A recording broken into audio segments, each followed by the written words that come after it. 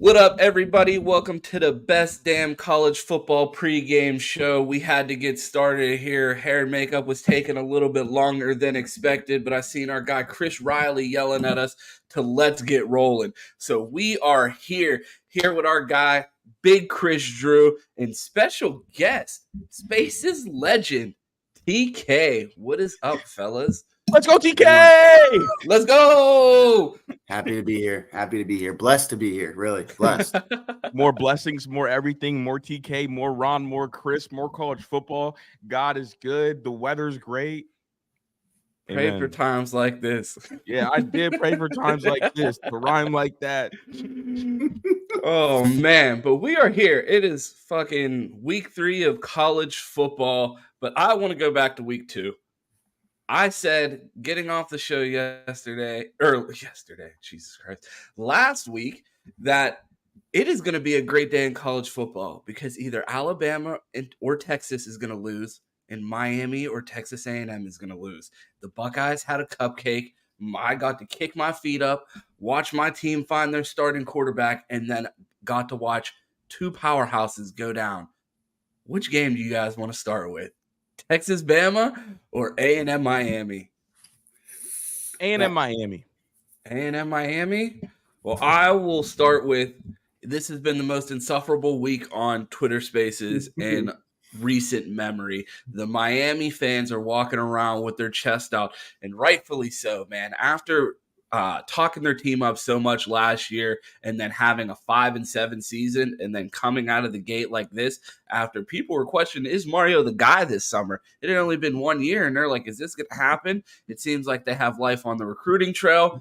TVD looks like the first rounder that they told us he was before Josh Gaddis tried to ruin his career. So what are your guys' thoughts? Is the U back? TVD might be the luckiest man on the planet, and Josh Gaddis' stock has never been lower. It is unbelievable. Like, imagine how awful of a coordinator you have to be for as soon as you step away, the guy just becomes infinitely better. Like, they benched him to put the third string in last year because TVD wasn't the answer. Speed and Space leaves Miami, and all of a sudden they have a functioning offense. I'm not sure how good it is. I mean, it looks like moderately good, but it's definitely functional. And I'm just thinking, damn, Gaddis, his life as an OC is officially over, because if you're any Power 5 coach, you cannot ever justify hiring him as an OC. Like, the most you can do is give him a wide receiver job. Like, you can coach wide receivers here, and you can get our OC coffee. That's the most he can do. I mean, they even try to get him, yeah, he's getting Mike coffee right now. 2 cream and a sugar, nigga. Come on, like, get it going. And like I mean, they let him call plays in the spring at Maryland, and this nigga Mike Loxley said during the game, it's like watching paint dry. Gaddis' career is done. As 45 last night. If TVD is draftable, I wouldn't even let Gaddis call plays for my high school team. I wouldn't. Jesus Christ. But no, the U's not back. Gaddis is just gone, and now they're just like back to regular. TK, is the U back? I mean, I'm not going to say the U is back. I mean, they're back to obviously spewing propaganda on a 24/7 basis. That's for sure. I just don't. Similar to Chris's sentiment, I mean, Josh Gaddis was an absolute joke of a person and coordinator. So I think anyone in this show could have gone and done what they did. TVD looks great, I guess. Texas A&M still sucks, so that really doesn't matter to me. So what do you say to all the Miami fans that say, "Oh, I knew you thought Texas A&M was going to beat us, then we beat them, and now Texas A&M sucks." So you guys are leaning more towards this is more about how bad Texas A&M is right now than how good Miami is? That's what I'm saying. I don't respect Texas A&M. I don't respect the SEC, so that's on brand for me. But that shit's stinky, man. That's not big to me. And honestly, bro, like, in what world does saying a powerhouse is back after beating Texas A&M that won 5 games last year or some shit like that, right? Right. We were actually kind of watching a mid-off last week. It's like, oh, these two big-name 5-7 teams match up as their second game in a fucking prime time, baby. Yeah, prime time matchup. We got 2 5-7 teams meeting in week 2 the following season. So, I mean, I don't know. I like what I've seen out of their offense, and like I don't know what maybe it's the broadcast or what, but those wide receivers absolutely look elite when it comes to speed. Like it pops off the screen when you watch that Kobe Young kid. So that does give me a little bit of concern. Fucking Clemson looks like a whole bag of mid, and we're gonna get to that later in the show. So I'm concerned because look, preseason I had Miami losing a minimum of 4 games. Like they have to drop 4. And they beat Texas A&M. That's 1. Clemson's looking like fucking mid. I mean, I still think they get popped by Florida State, but can they sneak past a North Carolina, a Duke, and end up a 2-loss team? No shot. North Carolina's got a defense this year, bro. North Carolina might. What team are you watching? North Carolina would absolutely beat Miami this year. Every week, I have to remind you, Chris, of my rules about defense and being a serious team.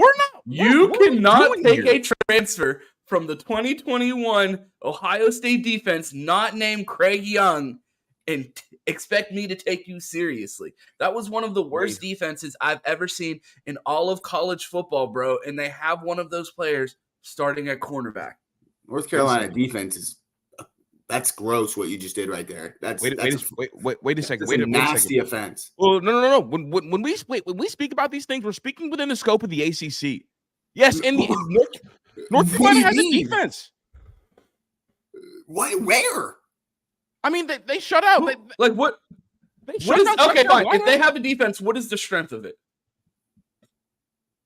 They shut down South Carolina? The strength of the defense? Yeah, that's the strength. They shut down South Carolina. Mac Jones said they're tougher than usual. Wait, wow. The strength of their defense. Fuck. I've been just say something. You got to say something now. I've been caught red-handed. Caught red-handed. You caught me. Out here like Lion Day, bro. You caught me. Bad teammates. Sources. I made it up. I don't know, man. Teammates. Yeah, I'm not buying that Carolina defense, especially with the speed that Miami has on the edge. You just mentioned it being the ACC, and everything that we're talking about is relative to the ACC. Does Miami have just enough relative to the ACC outside of Florida State to make a run? I pick Miami as my dark horse. North Carolina beats them. Do they? Okay, so you have them at what, 10-2? 3? You have them losing to Clemson? I have them winning. I think they lose 3 games max. It's the ACC, dude. If they the past few years too, if they just had a little bit of life, if they just simply existed, they can go 9-3. You think they beat Duke? That's going to be an interesting game. No, they don't play Duke. Engineers and doctors break the U over their knee last year. But, bro, they might be playing that in the facility all week and come in and fucking smack them in the mouth. Yeah, but, like, Duke has an NFL quarterback. But they're not playing Duke. They're not playing Duke? They don't play Duke this year. Oh, damn. They don't play. Yeah. Miami 10-2 confirmed. All right. To the Orange Bowl they go. Before I throw up, let's please move on to another game. Happier times. Hey, real quick, the U is not back. Just had to throw that out there. Just had to finish it up. So we have confirmed the U is not back. I have another question for you then. Is Nick Saban dead? Is the Nick Saban era over? We just saw Jalen Milroe go out there and throw 2 Jeff Sims-looking interceptions. That was not called for. That's a flagrant. Oh, shit, man. I'm taking my free throws at the line right now. 2 of them. Go sit on the bench. 2 shots in the ball. 2 shots and ball. Oh, my God. Yes, Jalen Milroe is out there looking like Jeff Sims. They're talking about potentially playing Tyler Buckner, which would be hilarious after the way we heard Alabama fans criticize him in week 1 during his matchup against Ohio State. So that would be lovely to see come full circle. But what are your guys' thoughts? I mean, is Alabama panicking right now? Are we watching the end of an era? We watch his protege beat him. We used to hear all the time about how Alabama assistants don't beat Saban. it's looking pretty fucking regular around these days. Mm-hmm. So just want to get your thoughts, like coming out of that game. Like I have a rule: I don't pick against Alabama. Like it's Bama until they lose. You know what I mean? I'd rather lose my money betting on Bama than fucking donating and betting against Bama. So like, where are we at with this Alabama team and the current state of the program? Because it seems like something is off. Go TK, that's you. You lead this. I mean, look, not to toot my horn here. I had Texas over Bama as the lock of the week last week. On which show? On the Nittany Pod. Where can you find that? But you can find that on Spotify, Twitter, anywhere you find your podcast. Thank you very much, ladies and gentlemen. No problem. But look, I've been saying it for 2 years, and it's not an exaggeration at this point. Kirby has come in and taken over Saban's realm. Saban now has to call Kirby daddy. That Alabama shit is dead. And what you're seeing right now is a prime example. Jalen Milroe, sorry. Devin Brown's a whole nother bag of questions. Sorry, guys. Milroe apparently struggled mightily, obviously. So they bench him, and now they're playing Tyler Buchner at the University of Alabama. That is a telltale sign because I think Tyler Buchner is a bag of hot ass. So I don't know what's happening in Tuscaloosa, but that shit is a little sweet right now at the candy shop. A little sweet. Do you feel like Alabama has lost an edge, Chris? So this Bama thing is bigger than the bigger picture. I mean, this is the first time in my lifetime I can remember that one man has a chance to end racism, has a chance to end Asian American hate down there in the great state of Alabama. There's got a chance to really push. Right a now. lot is on the line. Jalen was so bad last week, they were calling him Jalen Mildew on the timeline. I couldn't believe it. And now Tyler Buchner has a chance to really save everything. But how did we get here?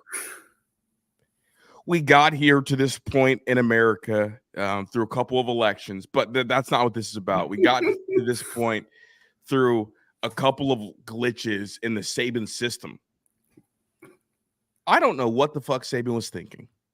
I don't know how Saban thought that, okay, I've struggled with Bill O'Brien, who I think is a pretty good offensive mind. Obviously, there were some holes there. It was a flawed offense. It's like, we're going to push him out, and we're going to go get Tommy Rees, who Notre Dame fans don't want because their offense is so vanilla. Like, let's make that make sense. And I don't know how Tommy Rees was able to scam his way into an Alabama job, but he did it. And then the quarterback that really wasn't good enough to play at Notre Dame wasn't good enough because, I don't know, Tommy Rees went and got Sam Hartman to replace him. And now Tommy Rees says, oh, well, we want Buchner at Bama. So the quarterback that's not good enough to play at Notre Dame is now good enough to play at Bama and start. Like, it's a mess down there, and it's a shame because they have the highest blue chip ratio in all college football, and it feels like Saban is just glitched out, and he's made a couple big-time mistakes, and now you've got Tommy Rees, the scam artist. You've got Tyler Buchner and Jalen Milroe, who was repping at wide receiver last year during bowl season. So I'm not really sure what's going on. If your final hurrah, Nick Saban, is to end Asian American hate in the great state of Alabama, great, let's do it. If your goal is to win titles, no, you failed. It's done. It's cooked. It's dead. And we'll see. Now, if Tyler Buchner ends up balling out in the SEC, that's just another narrative for us because, holy shit, I thought he was bad at independent Notre Dame. It's basically a combination, Big Ten, ACC combination. Team. So we'll see. But I'm rooting for Buchner because he's the first Asian American quarterback to ever start at Alabama. Like, how garbage of a combination are we talking about when we talk about Tommy Rees and your boy Holloman? It literally has never been worse. Holloman Wiggins. Like, is that like the worst combination that Saban has ever had on staff of like two position coaches, like literally taking up one of the 10 assistants, just being that awful? Yeah, that's a mayonnaise and peanut butter sandwich. Like, go straight to hell. Oh shit! Jesus, yeah, no, I'm serious. Right. Straight to hell. Like, go straight who's to the hell. peanut butter? Because if you take half the sandwich, like, it's not that bad. So, like, who's kind of carrying it and being half decent? Because I think it might even have to be something worse than that. Like, it might have to be like a horseradish and mayo sandwich. It's a bad deal. Bro, I watched them try to run a mesh concept, and all 3 receivers stopped at the same point on the field. So it's just they be quitting on their routes all the time, bro. That's been a problem for years, though. You guys have been pointing that out in the film for, what, 2 years now? Yeah. And ever since, Riley Curry grew up and became Jermaine Burton, that receiver room has been cheeks. Oh, man, my man's snapping. Straight to hell. Do not pass go. Do not collect $200. Oh, shit. I'm just saying. Bro, we might have to put that on the timeline. Remember Riley Curry? This is her now. I mean, think about this, too. Right. Like, yeah, Riley Curry smacked that fan of Tennessee, and now it's never been the same. Like, it's literally been over. Like, that Alabama defense isn't what it used to be at all. Bro, they were getting punked, bro. I was blown away. So, bro, I hinted that I wanted Alabama's offensive line on the show the other day, bro.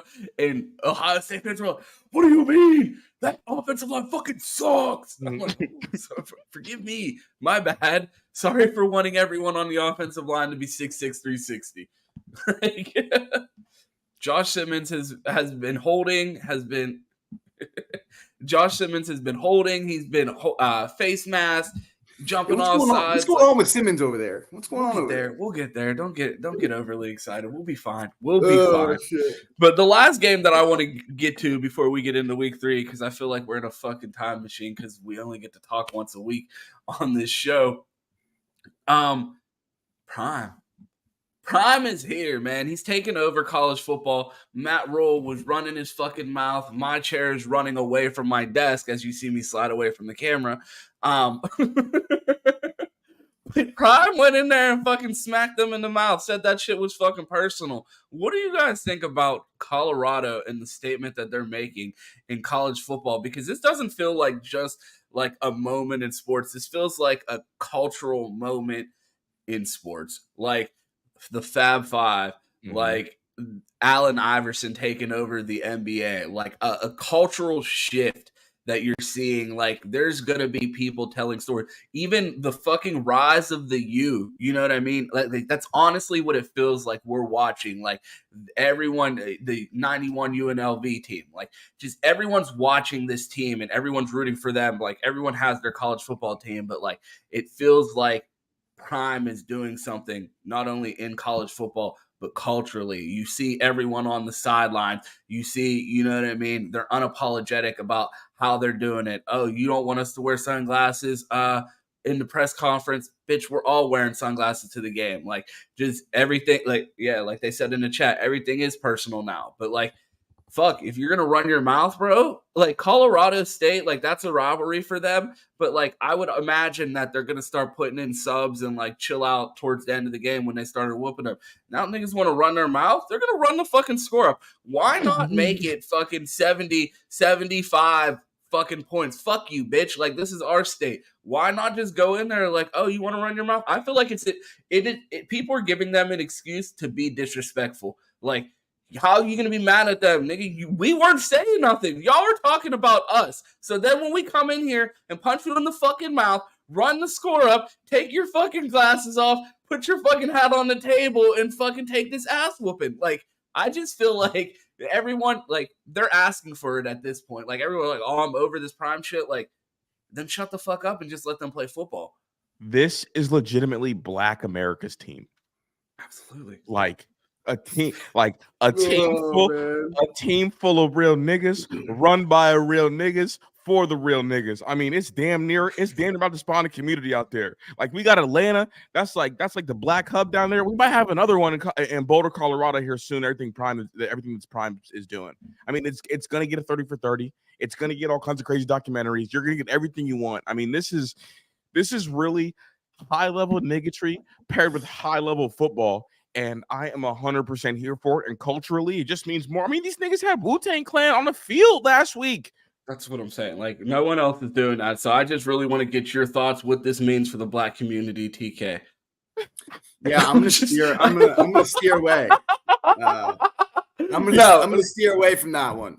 No, obviously no. But just from a football perspective, what are you seeing out of this Colorado team, TK? What were your thoughts coming into the season? Like me personally, like I was not familiar with his game when it comes to Travis Hunter. Like I had seen him do what he did at the FCS level at an HBCU, and it was great. I knew he was the top player in the class, but I was like, I'm not seeing him be challenged at the highest level. And then they moved to the Pac-12, and this dude's like, not only am I the best corner in the country, I'm going to come out here and be a top wide receiver. And like what he's doing has been incredible. So did you see this coming with Prime, despite him telling you we coming? Did you know the Louis luggage was like this?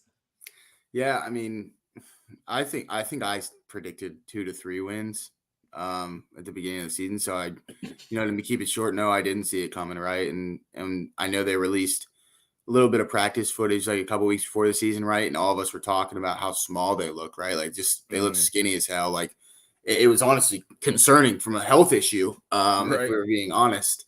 But no, I think he's done a complete 180 of what I thought it would be. My thing with Deion is obviously he's a great football mind, right? He was an absolute superstar. But I think what makes him special for him in Colorado right now is he's a world-class promoter as well. He's drawing eyes to Colorado. He's drawing eyes to the people in his program, drawing eyes to himself. And that's half the battle, especially, Colorado, it's no secret. They're not a, Ohio State or Georgia or Alabama brand or anything like that. Before this year, unless you were local, you weren't excited to get up and watch Colorado play football, right? So I think it's been cool what he's doing. I don't know if this really rides into, the Oregon USC of the world and plays out, but it really doesn't have to be honest.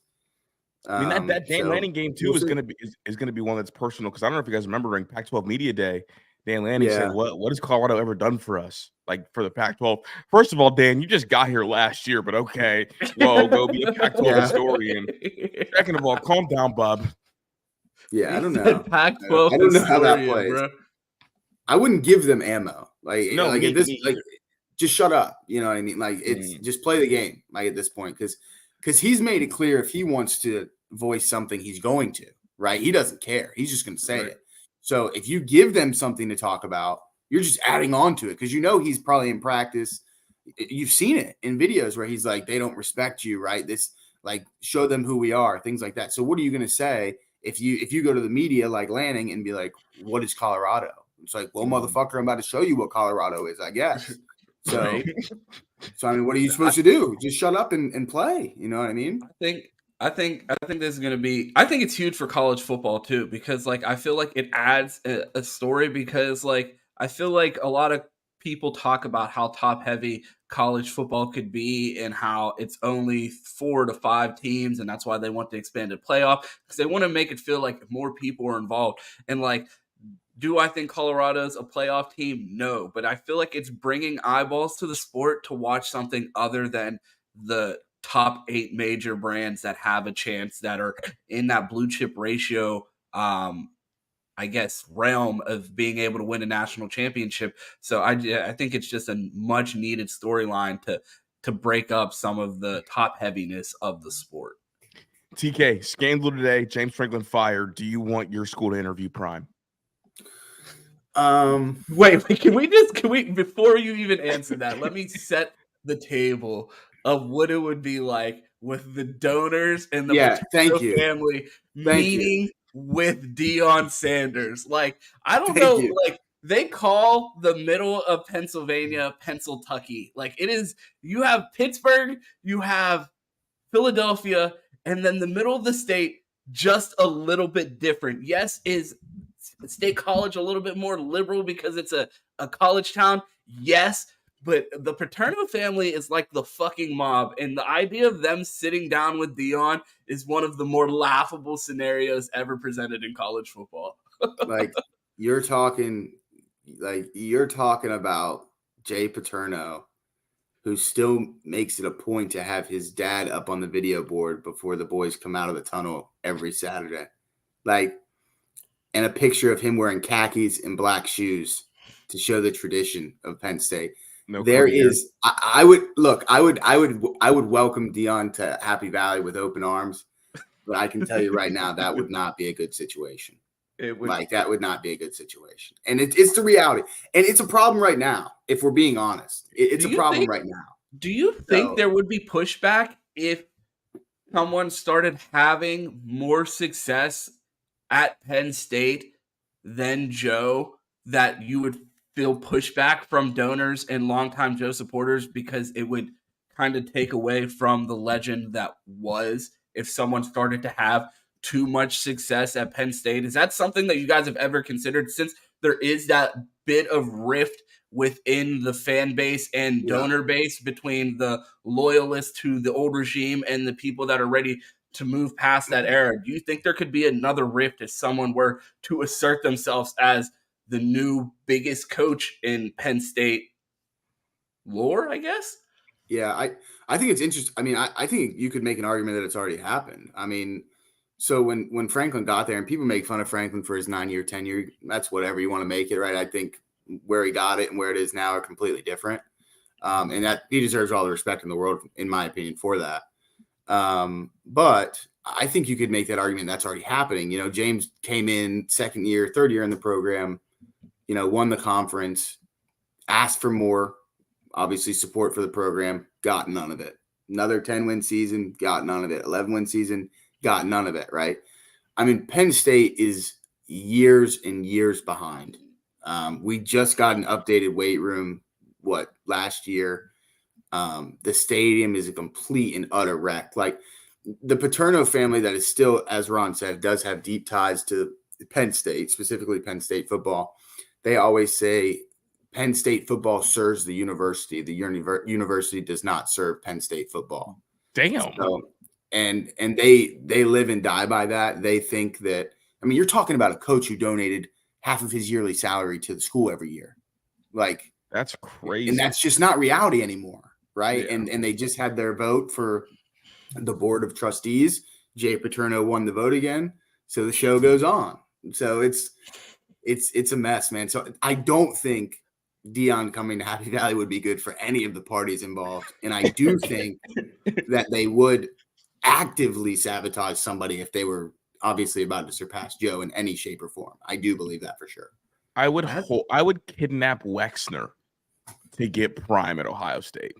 So as you guys get more money and have more power as a younger fan base that never really lived through the peak of Joe Pa and don't have those memories to fall back on and fucking have these good old day conversations, how many more years do you think this generation of Penn State fans is behind as far as being able to assert yourselves in this conversation and push back against that regime?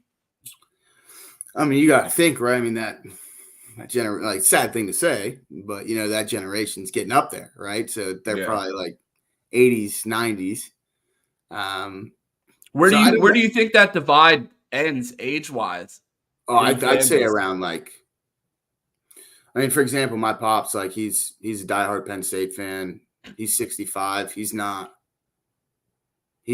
like diehard Joe Paterno guy. You know what I mean? So I think the 75 to 80-year-olds who show up to Beaver Stadium still, bless their heart, with their headphones on for noise canceling and shit like that.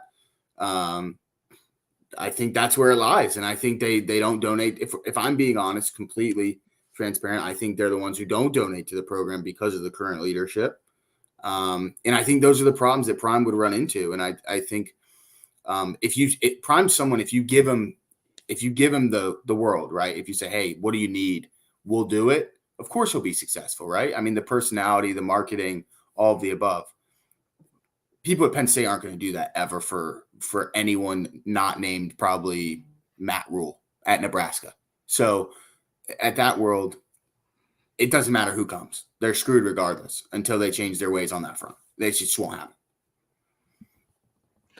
Your thoughts on that, Chris? I have these conversations with Penn State fans on a regular basis. I live in Pennsylvania, so like I am closer to this than most. So I want to get your thoughts on the current state of like the divide within the Penn State Well, I guess I'm naive because I donorship. just think that Prime going would just like create like a fucking frenzy of fans that would donate money. And I'm hearing this, and it's like that's not the case at all. And I'm kind of like, damn. No, you would see active campaigning within the base to like stifle what was going on.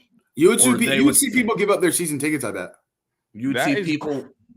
You'd see people take away donations from different parts of the university that aren't the football program to fucking make a point. You would see a lot of fucking weird shit go on. And I don't think that it's just with Prime. I feel like he said, if it's not a Matt Rule, one of theirs, like they don't want it. Well, Matt Rule's next up. If James ever decides he wants to go. I think it's a lock, to be honest. So I try to tell y'all, man, look, when Dan Lanning leaves Oregon,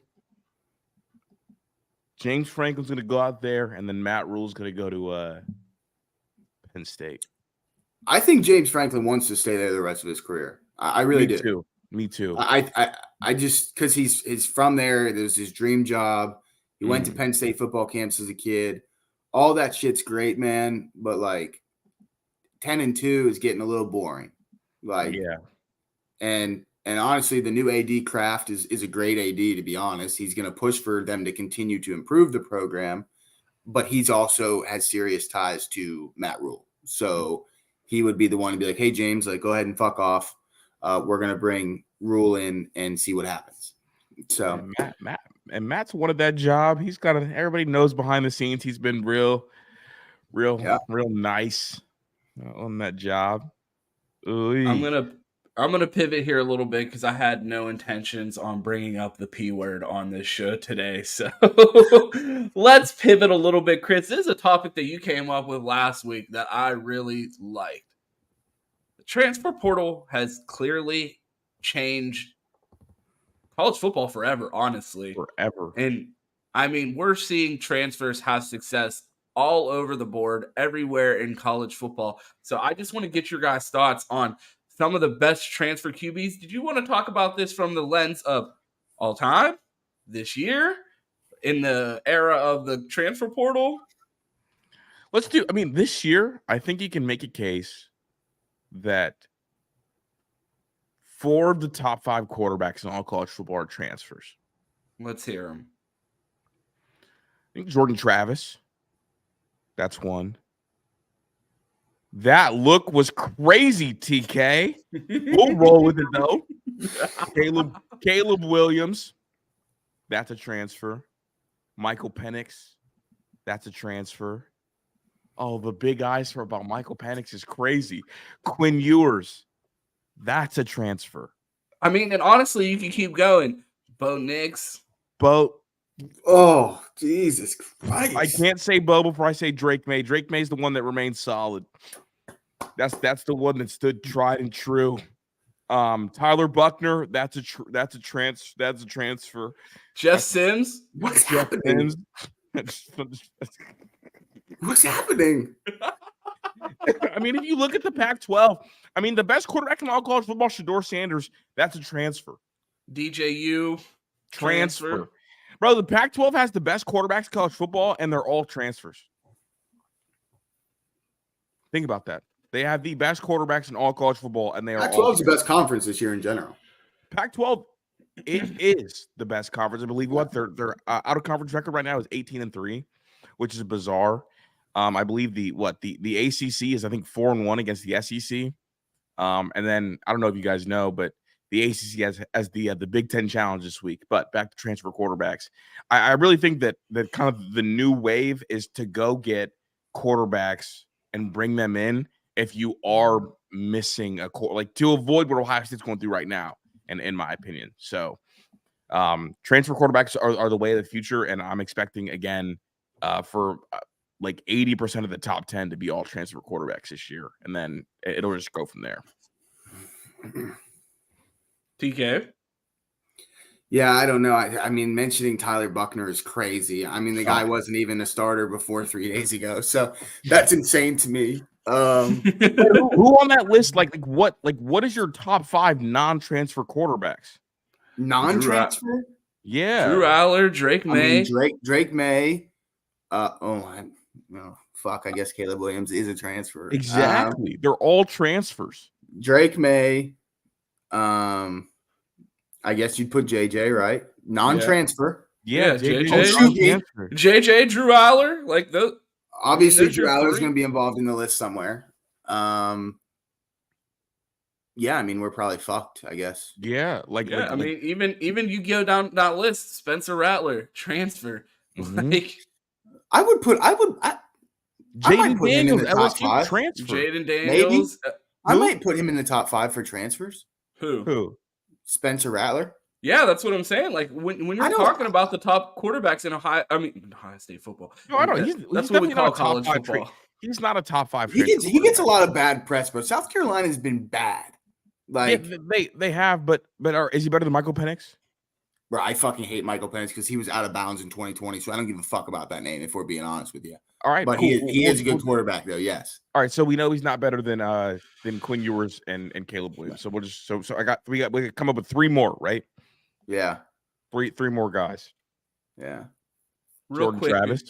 Oh yeah. Bro, you don't like Jordan Travis? Bro, I'm just so unimpressed with Jordan Travis, bro. Really? He looks unserious. Like anytime they show him, he looks confused. It's like a college version of Eli Manning. Like I don't understand. Like he looks lost. He looks lost. We will not do any Eli Manning slander anywhere. This is what he does, bro. He just sits there like this. And then they get sexual with SEC teams. I mean, but they're beating the shit out of people. Before we move on to this next subject, I just noticed TK and I have the same gaming chair, and I just want to get his reaction live on the stream because we have the exact same model. I know what you paid for yours, and I'm going to tell you what I paid for mine, and I just want to get your reaction. $75.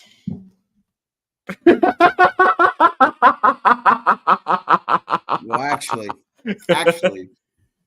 mine was free. So. Would the person who bought yours pay for it? Factual. Damn. It's a fact. But that is a good deal out of you, Ron. That's a good deal for you right there. Pretty penny. So I need you guys. There's 50 my people mom in here. cuts my hair folding wooden. Before we move to the next topic, there's 50 people in here. I'm going to need you guys to smash that like button. And if you watch any of our weekly shows, if I feel the likes are too low, I punish you guys with a like commercial. So run those likes up unless you guys want to watch this video more and more today.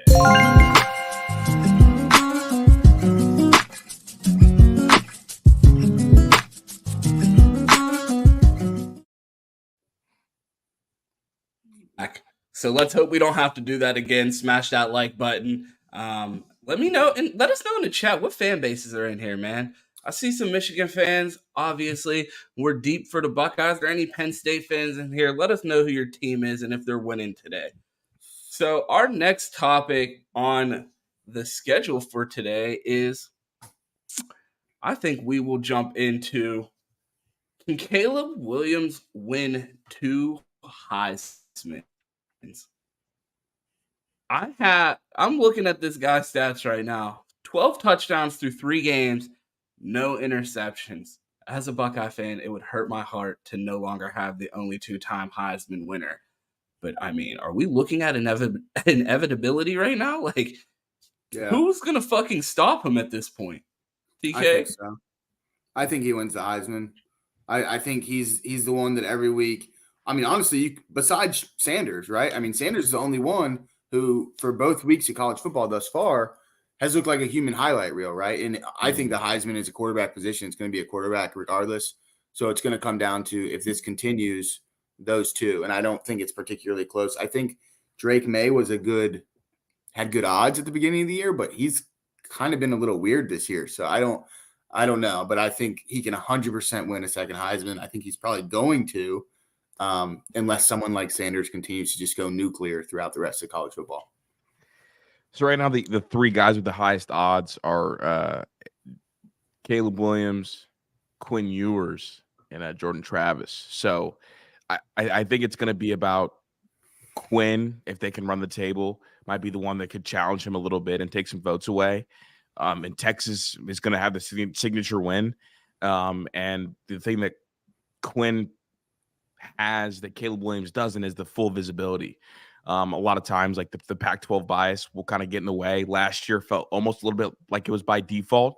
He had a big time season, but the losses late in the year by some of the others kind of gave that to Caleb Williams. So I think the visibility could end up messing with him a little bit, because I felt like Christian McCaffrey deserved the Heisman when he had the most ridiculous season in West Coast running back history, maybe ever, and got slided because of visibility. So we'll see, because Quinn has a signature win, and if Texas goes undefeated and is a top 3 team, I think it'll have to be Quinn Ewers at the end of the day. But and then TK's favorite, Jordan Travis, also has a signature win. Not sure he will end up putting up the numbers to kind of get to New York. But I'm going to float a dark horse out to you guys. A little bit of a slow start. Are we completely rolling Kyle McCord out of the Heisman conversation? For fuck's sake, bro. Jesus Christ. Kyle McCord is out of the Heisman race. Yeah. Out of the Heisman race. He was almost out of your QB room. He's out of the Heisman race. Out. Yeah, my preseason Heisman ticket was $100 on Devin Brown, so I'm going to sit this one out. But you just donated that to Vegas?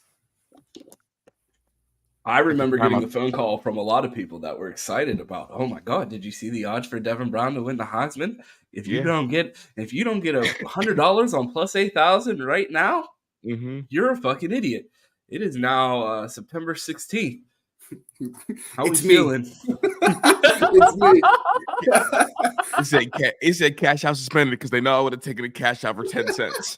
I always say when I gamble that, like, I want to know who, like, the CEO, the owners of whatever company, casino that I'm gambling at, like, when I lose, I should get a copy of their kids' report cards. Like, I just want to know that their family's doing well with my fucking donations. I want to know that my money's going to a good place. Like, I hope your kids are in a private school. Like, I hope they live in a real safe neighborhood. Like, I hope that they are just enjoying life, because I really just hope this money is going to a wholesome place, because fuck, I hate losing money and I hate giving those type of donations. But Devin Brown plus 8,000 in the fucking summer to win the Heisman is more laughable. But you guys don't. So you guys are rolling Ryan Day quarterback out, because I said even if this quarterback battle goes into the season, that whoever starts at a quarterback for Ohio State will throw more touchdown passes than J.J. McCarthy. And I'm standing by that. He probably will. I just don't think optically it'll be enough, because he'll throw probably 30 touchdowns maybe. Who, JJ? No, I don't want to start slandering them, because we have a special guest. So if we're gonna do some JJ slander, I think we should do it with them on the screen. We're gonna pivot here. We haven't had one of these on the channel for a minute, but man, we had to tap in with our guys from Michigan. So I'm gonna bring our guy Darnell up onto the stage. Darneezy, how you doing? Good morning, gentlemen. It's been an interesting 24 hours, but good morning. Nigga Darnell, what up, bro? It's been an interesting 24 hours, I could say. How you guys doing? It's always good to start the morning talking to some distinguished gentlemen like you guys. See, I got TJ up here, Brian. You got my brother Chris. It's just a great morning, great way to start this college football Saturday. Yeah, man. I mean, you can see the light peeking through your window on your forehead. Very angelic look for you, bro. It is. It is a beautiful It's a beautiful Saturday morning of college football. But like, I woke up and I'm in an angelic state, because I woke up and I rolled over and I'm scrolling the timeline before I even get out of bed, and I'm just seeing the Michigan trolls. And why is everyone talking about recruiting? Like, what the fuck happened? And then, like, I got the point that made me sit up in bed this morning was when someone screenshotted 17. And there's a recruiting service that has your guys' team ranking at 17 right now. I saw a ton of tweets about you guys being a top 5 program. The tides have turned. Our guy Gary in the big Ivy League junior chat, he has a saying that is, the gap is closing. So I just want to tap in with you and see what the fuck is going on with Michigan recruiting. That's a complex question that you gotta, unpack the layers of it, right? Oh, well, we got time today, brother. We're going to 11:30. You got 45 minutes to make it happen. I sent the text out this morning. As far as the Smith twins, we kind of got rumblings maybe about a month ago. Once they moved back to Kentucky, that it probably was going to happen. One of the brothers was never really, from what I was told, was never really kind of sold on Michigan, but they were always a package deal. So when one went, we kind of knew we was getting other. Before it was Kentucky, it was pulling on him to go to Nebraska, and then Kentucky came in. So reading the super chat, but wait, big shout out to our guy Todd Doyle, a loyal super chatter, had to get that thrown up there. I thought that like my donations to the casino were going to children's private schools and developments for wholesome families, but apparently according to Todd, it is going towards powder and hourly ladies. Well, shout out to them. Everyone has to make a living. Wow. Yeah. So we kind of knew that this was coming. I do think that, and this is not an excuse, but I do think Harbaugh's suspension, while it hasn't hurt on the field, it's definitely hurt off the field because they haven't had anybody on campus for those first couple games. That'll start to change this week. They're bringing kids in for the night game because the staff is pretty much back intact, except for Harbaugh. And then, of course, next week and the following. I will say this. I do think that niggas smell blood, Darnell. I'm gonna keep it a beam. They should. It's like when you cut somebody and push them in some piranha water. They smell blood. I will tell you this. I think that it'll level out and they'll get some guys back in the class if they continue to perform on the field. I do think, and I brought this up to someone in the space yesterday. I do think that Michigan needs to get over that hump to start getting elite guys. Like going to the playoffs and losing twice in a year. I mean, twice back-to-back years, and one of the years where you were favorite is just not a good look. But I do think that that type of stuff can change if the product on the field continues to improve.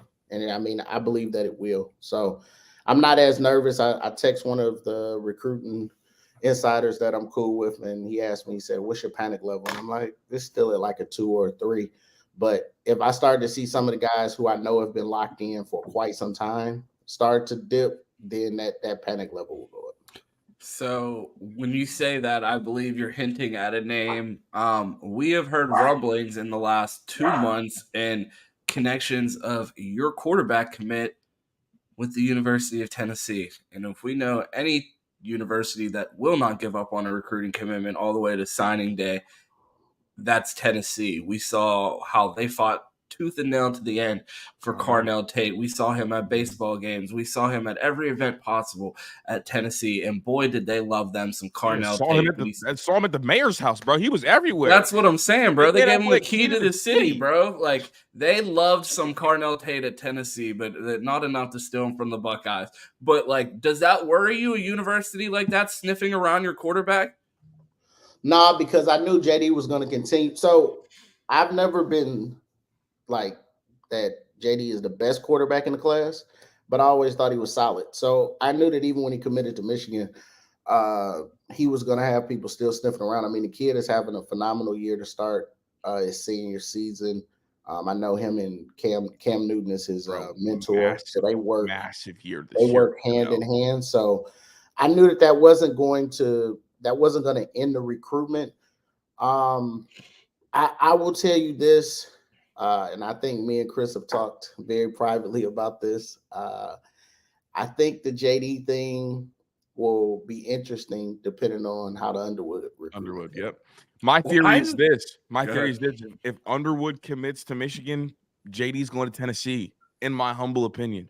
Well, yeah, I don't think you'll have anything to worry about because I think Prime's coming for Underwood. He might be, but Chris will tell you this, and I'll tell you this. I know this might be disrespectful to Prime, but I'm telling you right now, the team to beat is not Deion Sanders. The team to beat is down in Baton Rouge. Weird stuff goes down in Baton Rouge. That's all I'm going to say. When it comes to recruitment, weird stuff goes down in Baton Rouge. Usually, if the big guns in Baton Rouge want you, they doing whatever it takes. And I'm not, it's legal now, but I went to school down in Baton Rouge when it was very much so illegal. It's because the people that run their hospitals love football. Huh? The people that run their hospitals love football. The people that run our hospitals don't love football. Yeah. It rolls deep down there, man. Forgive us for wanting to cure cancer more than we want to win national championships. Yeah, it's a northern thing. So, I mean, that almost took a crazy turn. My fault, Wexner. I mean, for me, it's we'll see how this plays. I'm pretty sure there'll be people kicking the tires of Jordan Marshall again. He's having another kid that is having a phenomenal season. I'm pretty sure he'll be a 5-star running back by the end of the year if he continues to put up the stats that he's putting up. So it comes with the territory. But I do have faith that they'll close it and they'll get this stuff on the right track. Are y'all going to take 30 kids? I heard the number was like 35. Damn. You guys are at 25 right now after the 2 departures, right? Yeah, so get your paperwork ready. You might be in their class too. Hey, Montrez Walker, line 1, please. Hey, Darnell, Darnell got connections on the staff. PK, go out in the front yard and run that 40. Well, I can't. We got to set that up another time. That's a lot of work. There's a lot of editing that has to go in. That's a lot of work. So 30 might be the number now because of all the decommits. But you know how this goes, bro. They manipulate now with NIL. You got 25 scholarships, but you pay for 10 guys through NIL to go for free. So like, yeah, your class is 35, but you really only sign 25 kids and you're preferred walking on 10 of them, Yeah. That's how what are your questions for Michigan as you watch this go on? Because they were quite loud during the off season. Look, all I know, here's what I know about this Michigan situation. All this does is give Michigan fans another narrative that Penn State's recruits higher than them and still wins less Big Ten championships. That's the narrative they're going to run with. So, obviously, appreciate their spin there. I appreciate Montrez Walker, obviously, probably ending up at Penn State and leaving Michigan. Obviously, good for his development. So I appreciate that. And yeah, I mean, obviously, it's hilarious. I know there were some people saying, not Darnell, obviously, that they were going to finish with a number 1 class or a top 5 class. Now it's not top 10. So it's interesting. But recruiting's weird, bro. Like, similar to what Darnell just said, like, you have X amount of scholarships, you pay out of pocket for 15 more. Like, it's just so different now with NIL. Like, people are offering so much money. Like, Michigan State, it's insane. Like, it's unfathomable. So you hinted at Michigan State there. I want to ask both of you, do either one of you guys get involved in the Nick Marsh recruitment with everything going on at Michigan State now? That's their highest rated recruit right now. He is from River Rouge.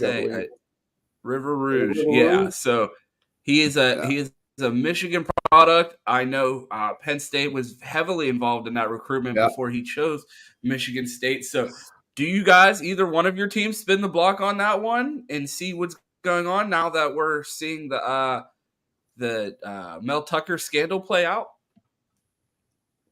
Not for us. I mean, I was told he was a hard no. Yeah, I don't. Hard no as in not a take for you guys, or a hard no as he's not fucking with Michigan? As a hard no, as in they tried to connect with the kid back before his recruitment really took off, and it never materialized. So we were never in the recruitment. It was one of those. I think it was a mutual thanks but no thanks type of thing. On the kids thing too. I think one of the big, and I'm gonna shut up so TK can get a Penn State side, but I think one of the biggest things that Michigan's gonna have to overcome in this new landscape that they're trying to figure out is how much are you willing to go up front for a kid? They're still not, but I think Bryce is going to change that, right?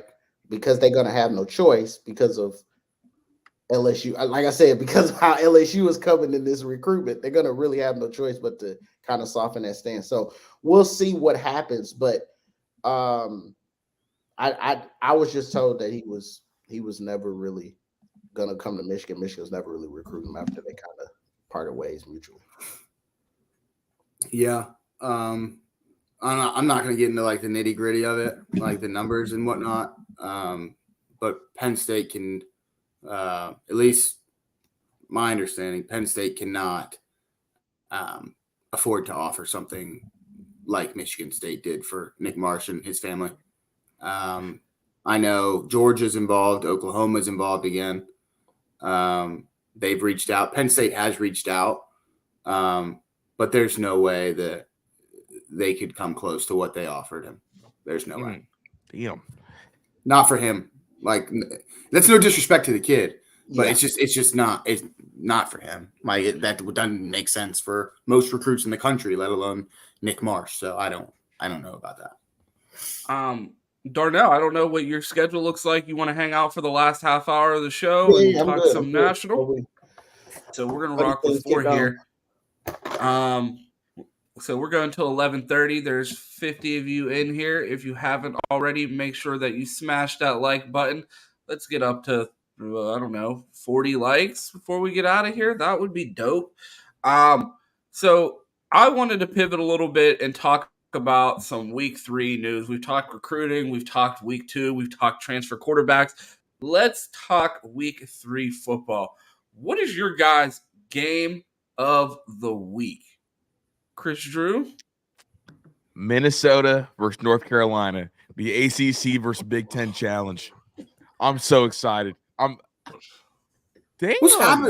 What's happening with you today? Like, PJ Fleck is a fucking bozo. Like, Jordan Travis, like, what's happening with you today, Chris? Like, you rowing the boat today? Sell me, Chris. I'm here for it. What are we talking? I mean, this is what do we love? We love conference clarity. We love out of conference matchups. This week we have a whole bunch of Big Ten versus ACC, and that's the one that strikes my interest the most. Okay. I think we might get embarrassed on the Big Ten end. So sell me on this game. Why should this be on one of my 4 screens this afternoon? Well, because there's not shit else on. The fuck? Like, let's be the fuck for real. Bro, pause. Pause right here. Mike is in the chat, said Maryland represented well. There's no way I'm going to sit up here on video and speak on this fucking show and have someone talking positive about Maryland in the comments. That is disgusting work. TK, it's kind of your fault because that is disgusting work. They looked terrible yesterday. And if you say anything other, you didn't want that. They looked awful yesterday. TK, you were in the space last night and they were losing. You left the space and Maryland went on a run. So it's kind of your fault, TK. So garbage, bro. So what are you looking for? Do you think the Big Ten gets it done against North Carolina? Like, do you think this is a chance for the Big Ten to make a statement, Chris? I think it's a chance. I think it's a far-fetched chance. Okay, well, I'm going to go with an even further-fetched chance. My game of the week is Georgia, South Carolina. We talked about Spencer Rattler on the show earlier. Georgia hasn't looked like the powerhouse that they have the past 2 years and unstoppable. I have them as my game of the week, and I also have them on potentially upset alert. So I just want to get everyone's thoughts. Is Georgia on upset alert for you guys? Is this a game that you will be tuning into? You know that anyone that watches this show knows that I am a stickler for football documentaries. QB1 every season, watched all of them. Like Spencer Rattler, like he was an asshole on that show, but I've been watching this kid since he was in high school. Is he going to pull out that big moment that we've been waiting for this kid to have in college football? Bro, he's got to be good for one, right, Ron? Like, he's got to get one. Like, he's talented enough to pull one of these out of his ass. He has to be. Like, that level he's of talent. Be. Like, Lincoln Riley, like, you think about what Lincoln Riley had. Spencer Rattler, he thought was his next guy. He was supposed to take over college football. Is this his Sean Clifford, Cliff Goat moment? Like, does he have that in him? Like, I've been in college football forever. I have to have that moment for my university. Does he have that in him? Look, will the real USC stand up? He's got to do it. He's got to do it for his albino brethren. He's got to do it for the Riley Currys of the world. He's got to do it for Nico Mannion. He's got to do it for Jack Miller. Blake Griffin, like Jack Griffin, JD Davis, bro. Like, he has to put on for everyone today. He's got to do it. He's got to take his goofy ass up there, and we've seen him do it one time. Remember last year out of nowhere, bro, he decided to put Tennessee all over Pornhub, and I was blown away. Like dotting shit up. I'm like, damn, the nigga with the weird look can really ball. If he can do it against Georgia, oh, I swear on everything, I'm going to be the worst follow on Twitter. Are they on upset alert? Fuck no. Am I gonna be rooting for Spencer Rattler today? Fuck yes. But we know how this story ends. Georgia 49. You guys are shaking your heads. No, you guys aren't in on the upset alert. Georgia 49, South Carolina 17. He used his upset against Tennessee last year, and he's gonna get shit on today. Like that's. I mean, if you want to donate some money, you can give it to me. I'll drop my cash app, but yeah. I've been donating so much fucking money to Vegas, bro. I bet, bro, the fucking Talia over 2 touchdown passes yesterday got me one. Have you had a day worse since the Spence fight? No, for those of you who don't know, the Spence fight was my worst day ever on the betting apps. I tried to tell you that. No. I knew what was happening. I just didn't care. How much do you lose? I don't want to talk. Thousands? I was with Chris that whole day, and I don't even know. Let's just say, starting at like 3 p.m. every 2 hours, he'd look at me and he's like, "I'm putting another bet in on it," and that happened until they fought at like I don't know what midnight. I put a live bet after round 1. He got dropped round 2. I said he's the biggest fish. Then this nigga just got his face beat the fuck in. But everybody else's parlay was still alive. At the party that everybody was watching boxing on the TV behind on the TV behind Chris right there, and out of frame there's another TV where everybody was watching UFC.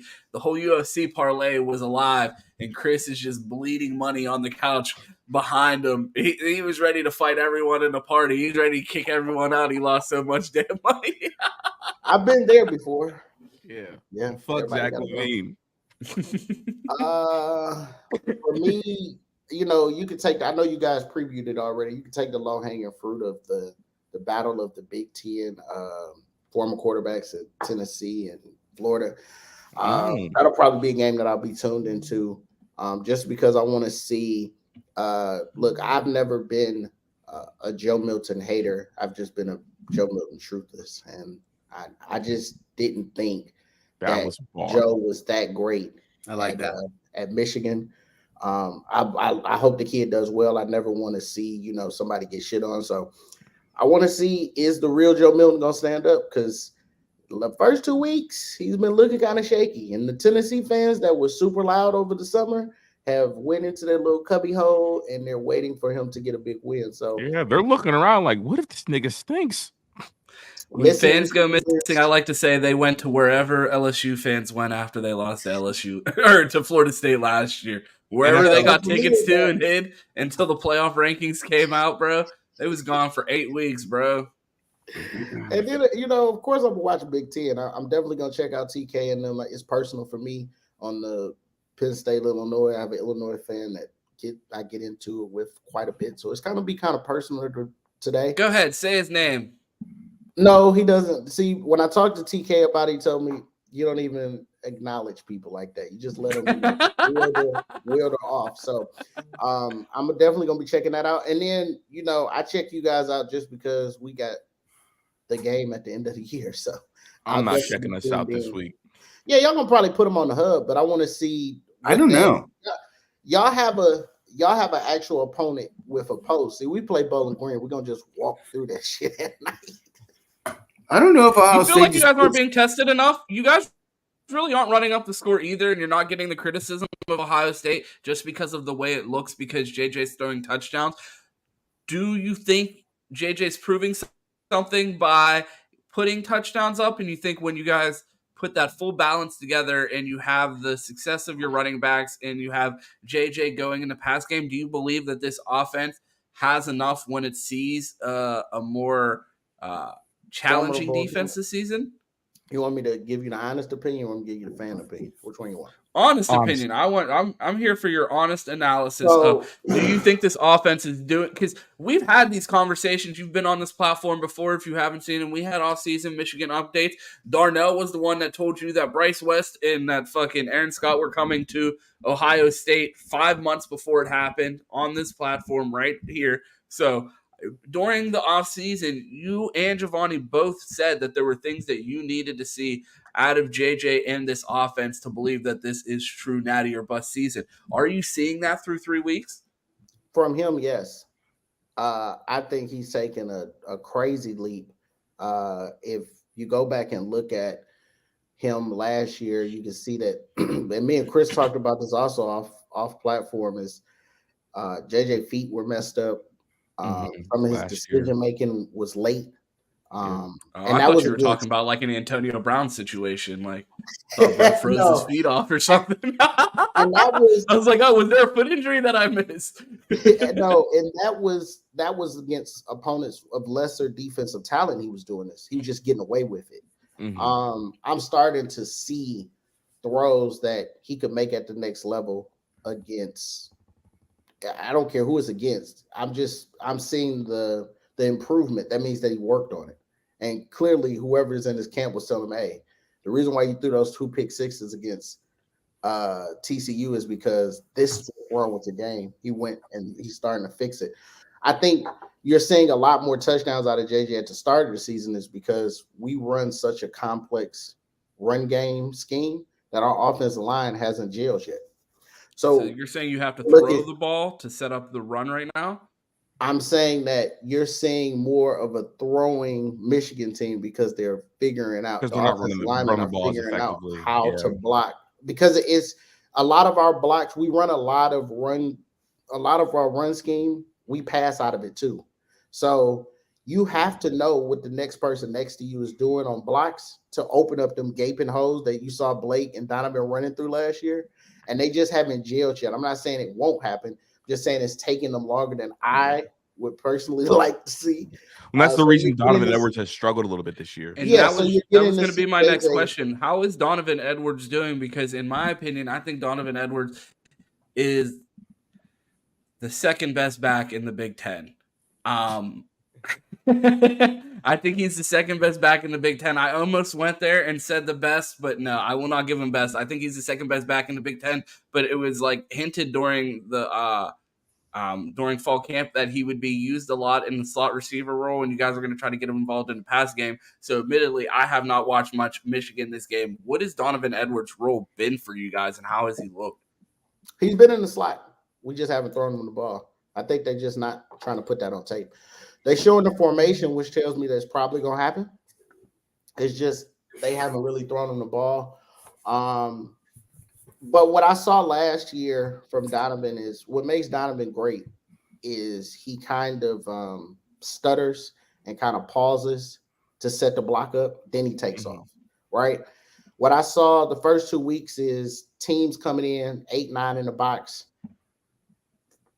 filling gaps, and he wouldn't wait on the play to develop. He just going straight into the hole. He's only getting 2 or 3 yards. So I think part of that is he didn't practice much in the fall. He didn't practice at all in the spring. He had a surgery on his pec. It's crazy that he played with a torn pec as long as he did last year. And so I think it's just going to take a little while for him to kind of get his wheels back. But he will be in the pass game this year. They have put Blake and Donovan on the field at the same time. And as you said, as far as getting his wheels back, you have another running back on your team that's highly touted and is coming off an injury. Do you feel like his wheels are back? I, again, admittedly have not watched much Michigan. Does he look like Blake Corum of old? Does he have the same burst, same wiggle? Does he look like the same back he was pre-injury? No, I think he's going through what every athlete goes through when they tear something in their knee. He's got to trust himself. I think he's starting to get there. But we, out of precaution, held him out in the fall. And this is the first time he's seeing some real contact. And even the first 2 weeks, he got I think 9 carries 1 week and 12 the next. So you're probably going to see a heavy dose of him tonight against Bowling Green just to get him ready, because we do play Rutgers next week. And I know it's Rutgers, but hey, they played us tough last year. So I do think tonight you're going to see JJ, you're going to see Donovan, you're going to see Blake play deep into the third quarter. They're going to treat this like a preseason game and get them tuned up for next week. But it all starts with the offensive line, because here's the thing. Here's what makes our backs great. I feel like TK has 2 great backs in his back room. I feel like you guys have two good backs in your room. Any of the 4 of us, well, probably not me, because 5. Any of the 4 other than 3 of y'all, because I'm a little bit bigger, as y'all can see on camera. If y'all looked at some of the holes that Michigan line was opening up last year, y'all could have ran through them holes. Now, I'm not saying you would have got the same result of. No, nigga, I'm a plus athlete. I'm housing at least 3 of those. We've made some pretty ridiculous claims on this platform lately, because on 2 weeks ago that I claimed that that any Power 5 quarterback could pass for more than 38 yards to Marvin Harrison Jr. and Emeka Egbuka week 1 if the 5 of us on the show were the offensive line. So we've been making some pretty bold claims about our athletic ability. I felt like I could hold up and pass pro long enough to get a quarterback more than 36 yards to the 2 best wide receivers in the country. And now you're giving us credit that we could run through the holes of Michigan's offensive line last year. That's how gaping hole. I mean, I saw one last week. It's starting to get there, but I saw one last week. Said it was like He's been using that word a lot, TK. I'm starting to side eye it. Settle the fuck down with the gaping hole comments, Darnell. Yeah, Jesus Christ. I will tell you this. I have get the show notes, not your Pornhub history. Jesus. Settle down, bro. If you look at mine, you see the Miami Duke game from last year. What happened?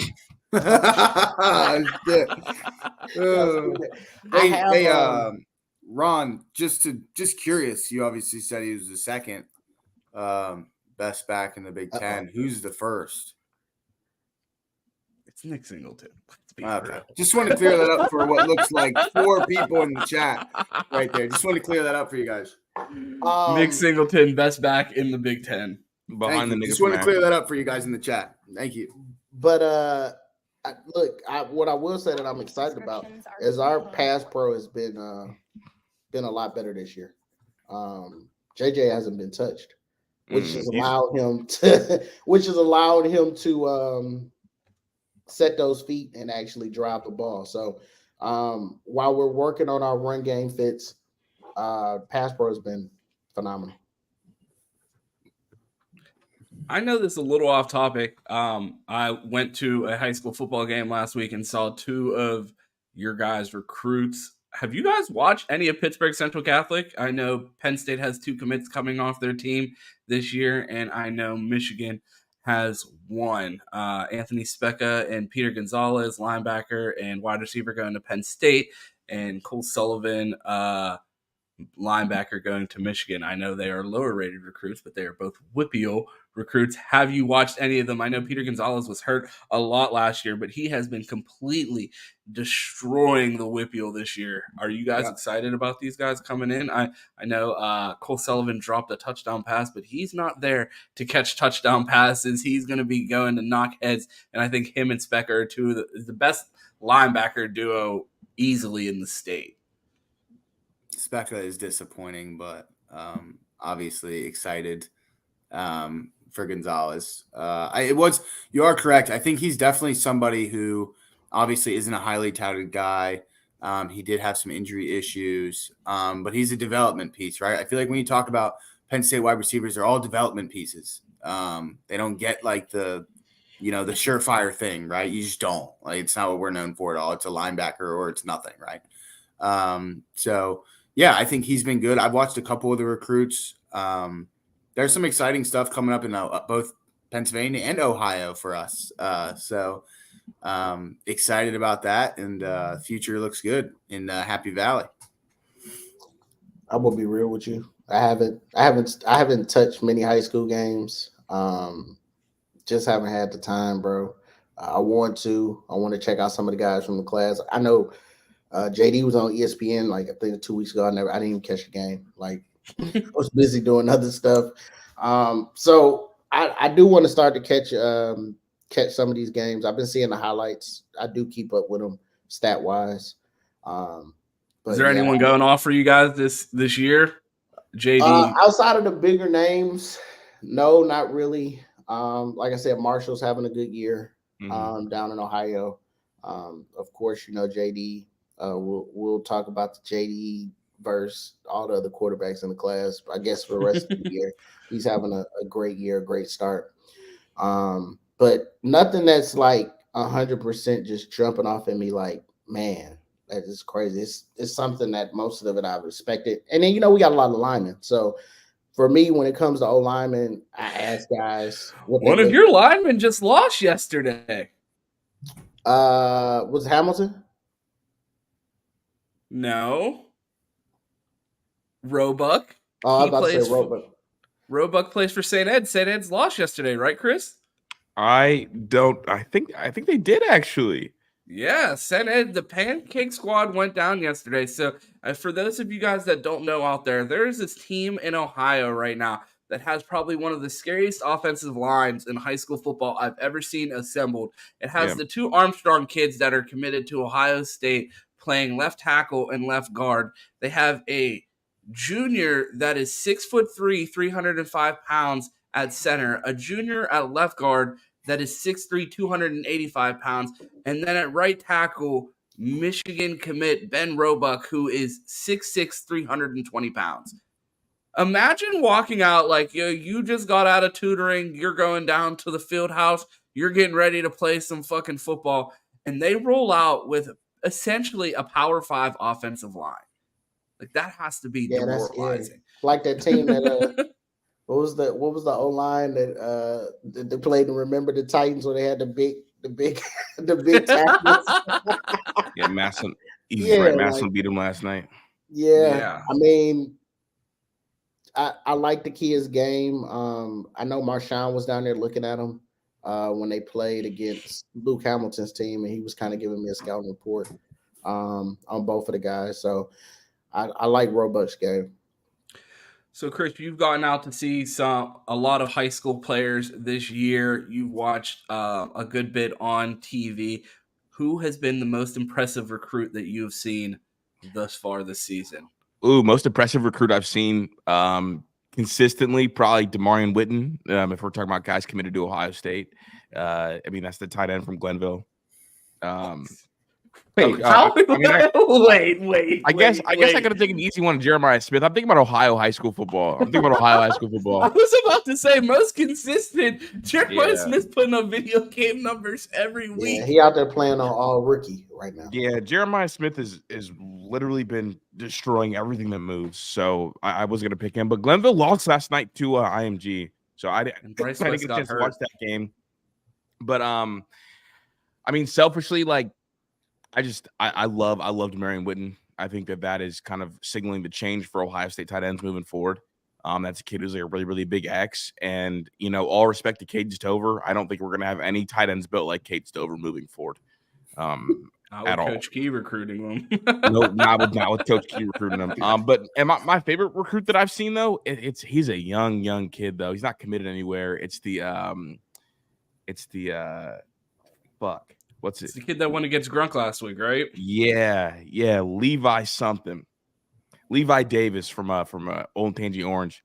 That kid's gonna be so fucking like that kid's gonna get an offer from every Big Ten school. Michigan's gonna offer, Penn State's gonna offer, Wisconsin's gonna offer, and the one school I hope that offers is Ohio State because that's a fucking dude, bro. So you almost got kicked off the sidelines. Tell TK that story. Yeah, bro. I'm on the sidelines with Brad. Well, we're really just kicking it. First of all, for the people that don't know who Brad is, let Brad know and who plays on the sidelines that you were on. Yeah, so Brad trains Drew Allard and a lot of the elite quarterbacks in Ohio and got Drew to Penn State. He's done a really good job sending guys over there. But we were on the Olentangy side, not the orange side. So that's like Ethan Grunkmeyer's side on the sideline. And Levi rolls out of the pocket and throws probably 40 yards down the field, like all arm talent, right over the shoulders, beautiful for tight window for a touchdown. And that shit made me scream like, oh shit. And it's like, they look over like, who's he rooting for? Like, who is bro? Because I was geeked for the kid.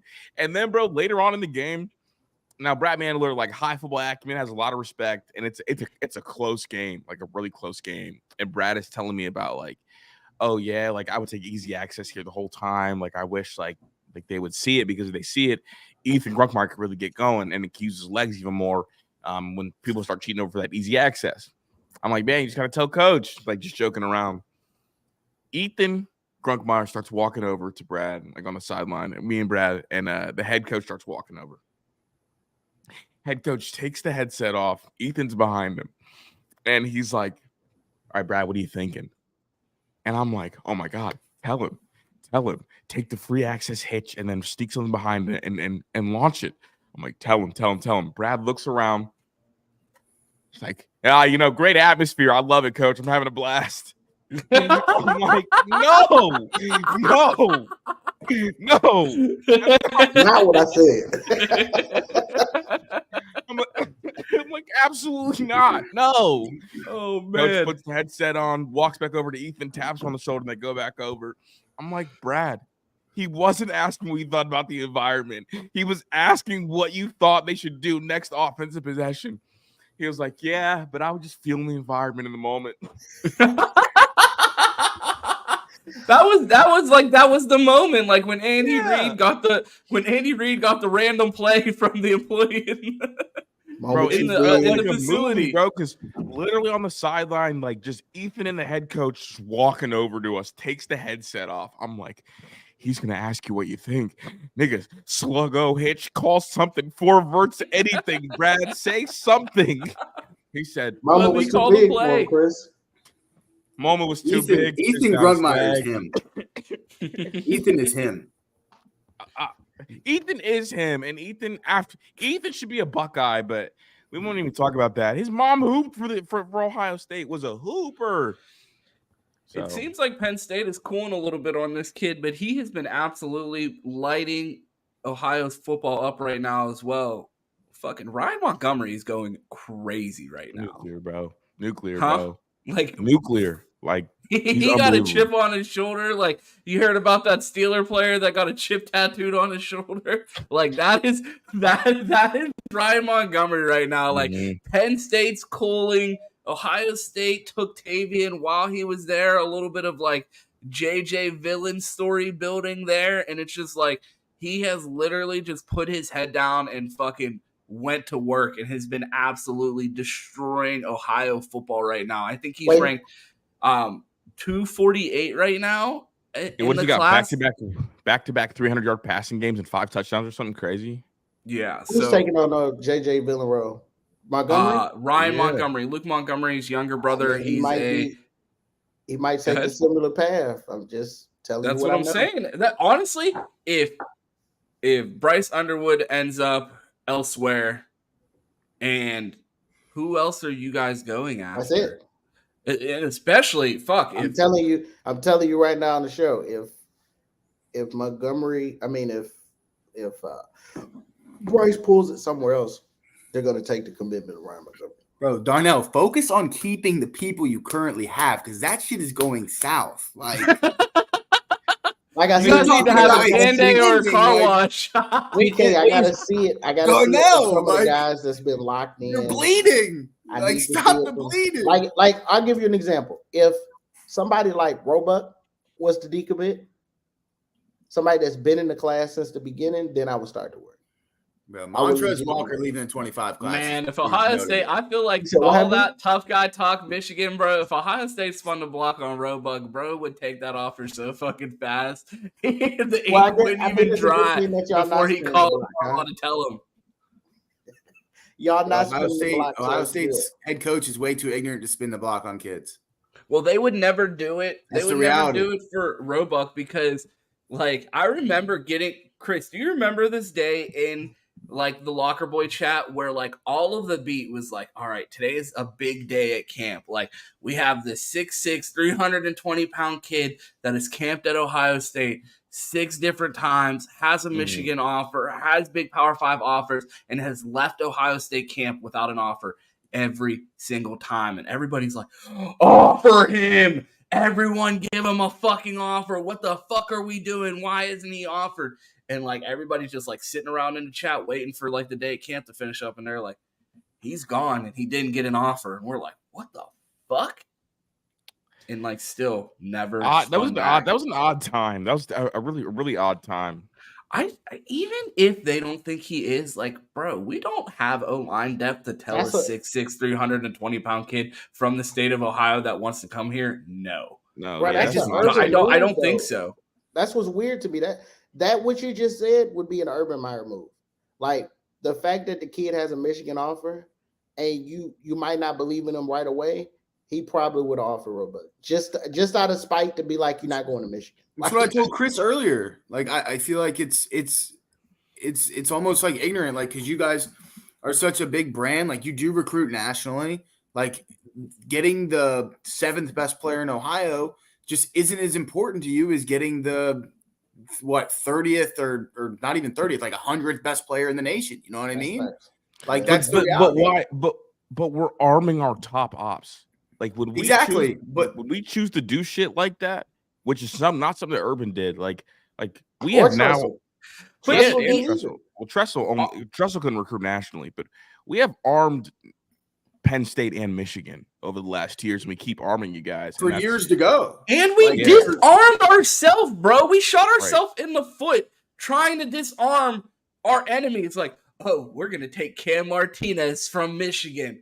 Look how that's fucking worked, bro. Michigan didn't even recruit him till late. Yeah, Michigan didn't even recruit him. I mean, honestly, Michigan and Ohio State have kind of armed Penn State. Like Michigan with Kalen King, like Ohio State with Drew Aller. Like the Caleb King thing wasn't really a hardball thing. It was a Michigan was locked out of the fucking city thing. Yeah. Yeah, like, I'm just saying though, like before like Jim had to go back into Detroit and go rebuild some relationships because Brady Hoke and Rich Rod had absolutely destroyed them. Kalen King and Will Johnson together is nasty. Yeah, that would be nasty. Yeah. So I mean, the thing be it is we've kind of armed a lot, but I just never, and this is why I've always kind of sat back and laughed at it. It's like I've never seen. It's foreign to me to see guys that normally, like Ron just said, that if they get an Ohio State offer, they're going, not even get the offer. It's like that's foreign to me because I know back in the past, y'all used to offer just so they wouldn't go to Penn State. Just with the physical profile, I just don't know how, like, some of the people that are sitting on our roster that we know are never going to play and they're on scholarship and they're still here. Out of Georgia, they're processing them out and letting the next 3-star sit on the bench for 2-3 years and see what they become before, like, they let someone rot away on scholarship that never touches the field by year 5. You know what I mean? Like, those guys are getting out, and it's like, you had your 4 years to show it, and you haven't. No, you're not staying for a 5th year on scholarship. You're not using your COVID year here. Hit the road, buddy. We got this fucking 3-star Ben Roebuck that's 6'6", 320, and he's going to sit on our bench because if he doesn't play, I'm going to guarantee you one thing, he's not going to be fucking helping Michigan. Like, look at Julian Fleming, right? Like, look at him at Ohio State. Imagine if he went to Penn State, bro. Like, he's not sitting for shit. Yeah, like exactly. He's not, and he's honestly, and I'm not shitting on the kid. Like, he's a Pennsylvania kid. I love that. Marvin Harrison Jr. is a Pennsylvania kid. I love that. But like the reality is, Julian Fleming in the level of football he played at Pennsylvania doesn't match up with these high tier guys that are going to Ohio State in the wide receiver room. So in Ohio State, he's a wide receiver when he got there. What, 5, 6? Like when he got there, now he's senior, junior, and he's wide receiver 3. Whereas Penn State, he's probably wide receiver 2 at least when he gets there. Absolutely. I mean, Julian Fleming is absolutely wide receiver 1 at this point in Penn State's offense, especially last year. If Julian Fleming, you have a healthy Julian Fleming blocking for those 2 backs and Sean Clifford running the ball and just fucking having him run like slants and meshes and just being a fucking big body possession receiver, like, I mean, that's I don't know. Funny, like that's a different career. Bring that up though, because I think y'all are right. Like I I heard y'all talk about it when I was waiting to hop on, but like the transfer portal has changed the game.